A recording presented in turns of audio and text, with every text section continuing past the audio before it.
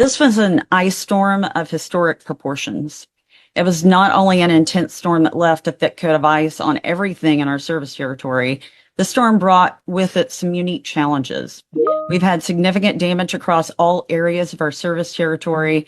No areas seemed spared at all.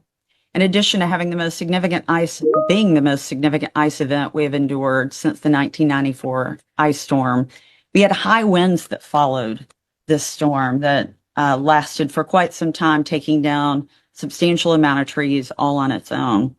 That combination of circumstances resulted in our having the highest percentage of customers out of power from one weather event on record for NES.